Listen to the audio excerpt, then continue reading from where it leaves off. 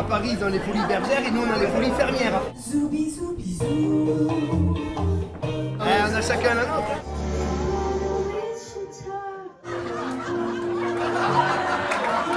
On n'est pas dans un cabaret traditionnel, mais on est dans un cabaret à la ferme. L'activité purement agricole de polyculture et élevage, à l'heure actuelle, elle n'est plus du tout rentable, malheureusement.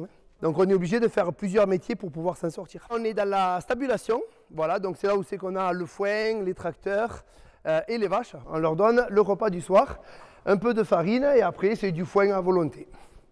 Voilà, là, vous voyez, elles le savent, hein. Elles attendent avec impatience. Hein.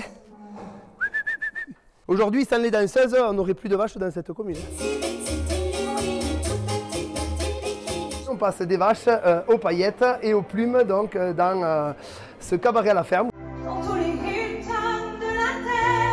C'est un peu le mariage et le travail entre agriculteurs et artistes. Les agriculteurs qui sont des personnes qui travaillent beaucoup en journée, tout ça, qui sont des lèves tôt, et les artistes qui sont des couches tard.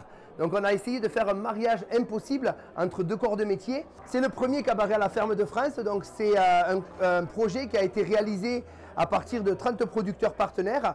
Et l'objectif, c'est essayer d'arriver à présenter nos produits du terroir directement dans l'assiette du consommateur. Donc là, en ce moment, les clients découvrent ce qu'on appelle, nous, le spectacle dans l'assiette. Un repas avec les produits de la ferme servis par les producteurs. Et après, il y a le spectacle sur scène, où là, c'est le travail des artistes. Et l'idée, c'est que dans la soirée, les clients émerveillent à la fois les papilles et les pupilles. Ça, c'est des pavés de veau, justement, qu'on a ici sur l'exploitation, avec des vaches qu'on a à l'engraissement.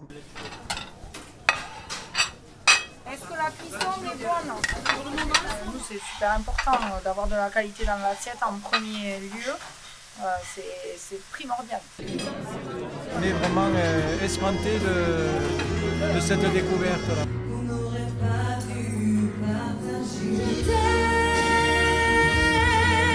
Alors là, c'est l'anniversaire et du coup, c'est la chanteuse qui va amener le gâteau à la personne qui fête son anniversaire.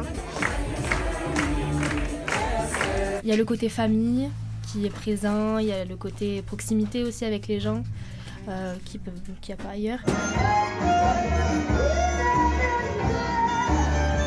Le pari qu'on s'est fait aux Folies Fermières, c'est de renouer le contact avec les consommateurs, de la fourche à la fourchette. Tout était excellent, très bien préparé, frais. Ça nous dépayse. On ne peut être qu'admiratif devant ce qu'ils font.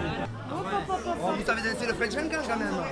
On va vous apprendre. Maintenant, on passe sur la partie spectacle.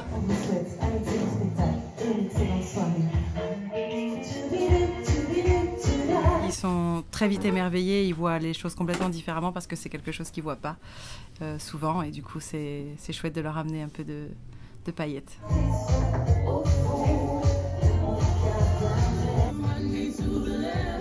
Et c'est reparti.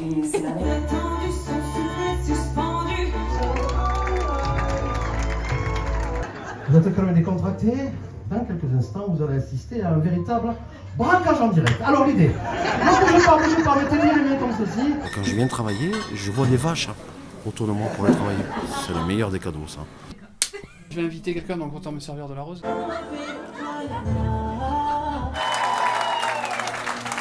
Ils sont à fond, hein, c'est génial. Et ça remplit le cœur, c'est chouette. Ça met en lumière énormément d'ondes positives.